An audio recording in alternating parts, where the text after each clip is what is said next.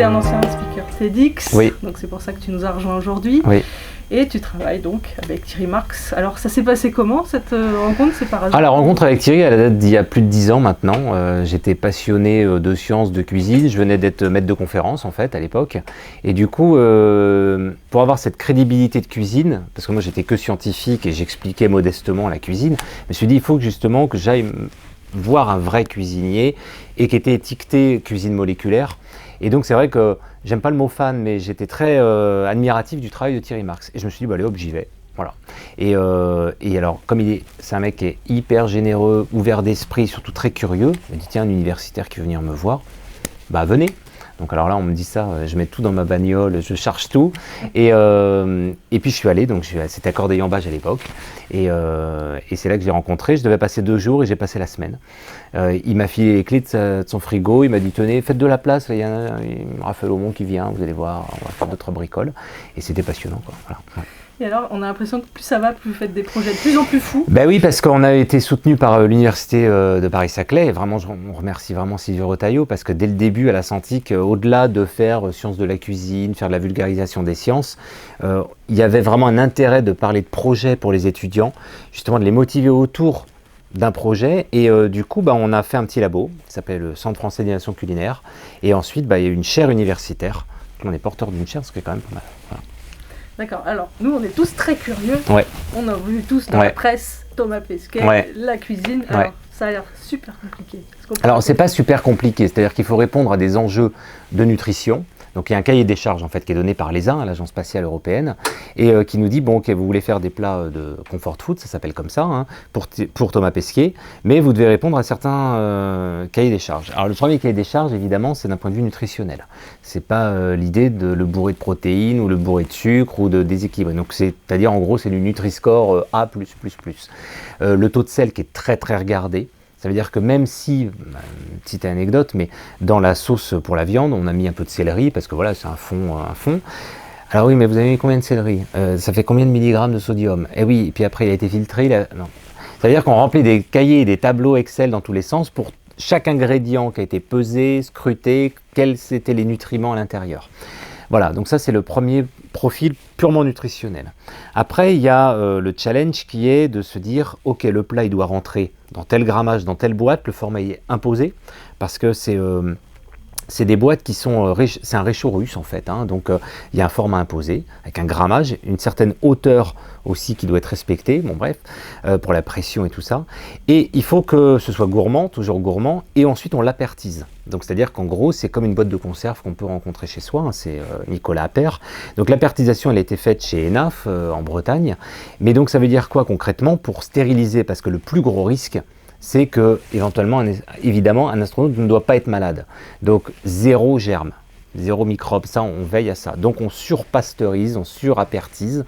Ça veut dire que, imaginez, vous faites un plat, et puis on va le porter à 140 degrés pendant plus d'1 heure.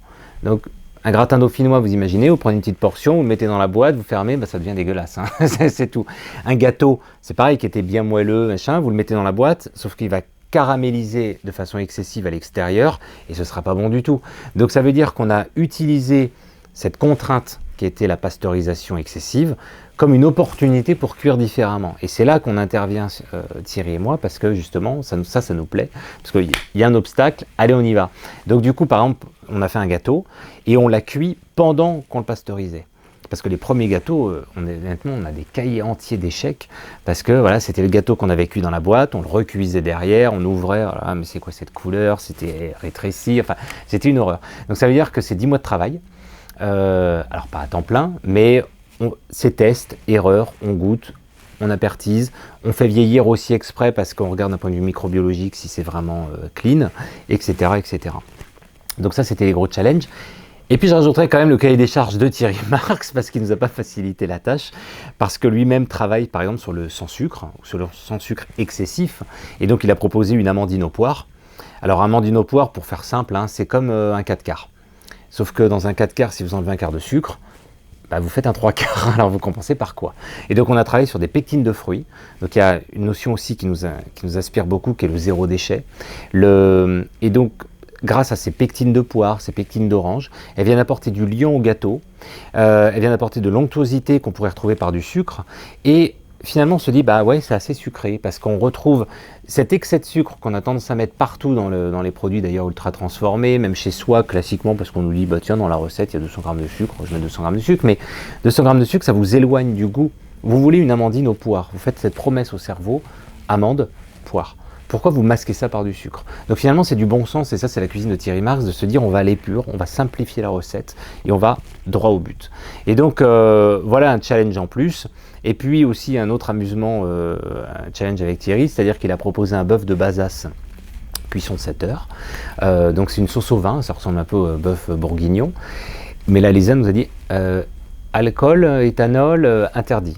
Ça, c'est un ingrédient interdit. Alors, c'est pas le coup de boire un verre de vin, évidemment, mais n'empêche que l'éthanol est interdit comme ingrédient. Donc, on s'est dit, bah, c'est pas grave, on va distiller ça au laboratoire. Donc, on a distillé 20 litres de vin, on a enlevé tout l'éthanol, on a fait de la RMN pour vérifier qu'il n'y avait plus de traces d'éthanol. On a fait une double distillation, d'ailleurs. Et après, on a récupéré la queue de tirage de la distillation. C'est-à-dire, c'est quoi? C'est de l'eau de vin, mais qui est riche en tanins, qui est riche en arômes. C'est ça qui est la partie intéressante pour un cuisinier, c'est pas l'alcool en soi. Et donc à partir de cette eau de vin naturellement riche et concentrée en saveur, eh ben on a pu faire un bœuf au vin, sans vin entre guillemets, enfin sans éthanol. Voilà, donc des petits challenges comme ça. Et puis après se rajoutent encore des petites problématiques du type on veut 0 miette. Parce que, évidemment, vous êtes en microgravité, le moindre petit truc qui se balade dans la pièce, eh ben, ça y est, c'est foutu. Ça va dans l'interrupteur, ça vous pollue. Donc, alors, ça veut dire quoi? Ça veut dire que sur un gâteau, ben, il ne faut pas que ça s'émiette. Donc là, les pectines de poire ont été très précieuses pour faire ce liant. 0 miette, ça veut dire aussi pas de sel ou de poivre en poudre. Parce que tiens, je ne sais pas, c'est salé, on en rajoute, ou c'est pas assez poivré. Donc, on a fait de l'eau de poivre, toujours avec un distillateur. On s'est dit, ben, comme ça, on va un poivre des cimes, quelque chose de très aromatique. On va récupérer ces premières notes de vapeur aromatisées. On les a concentrées, donc il y a une petite pipette comme ça pour ajouter du poivre, mais liquide. Mais oui, c'est plein de petites choses géniales. Nous aussi, on apprend plein de choses en travaillant avec Novespace et le CNES et l'ESA. Mais c'est autant de challenges qui font que, on se dit, allez, c'est pourtant facile, hein, c'est un pressé de pois ou un pressé de pommes. Enfin, c'est pas des recettes très compliquées que nous a demandé Thomas, mais ça devient tout de suite plusieurs mois de travail. Et donc Thomas les a goûtés avant de partir? Alors Thomas les a goûtés avant de partir, oui évidemment. Lors de la première mission aussi, on avait travaillé avec lui en 2015. Là c'était plus facile parce que la Covid cette année, c'était très compliqué de travailler avec lui, hein, pour être très honnête, parce qu'avec la distance. Ouais. Mais là en 2015 par exemple, il était venu au Mandarin Oriental. Ils avaient beaucoup travaillé avec Thierry, tiens je veux ci, je veux ça. Il avait goûté, regoûté. Là il a pu goûter, mais le goût qui est sur Terre n'est pas le même que le goût dans la capsule, dans l'ISS. Alors ça, c'est encore un autre challenge que j'avais oublié, parce qu'en fait, il faut concentrer les saveurs.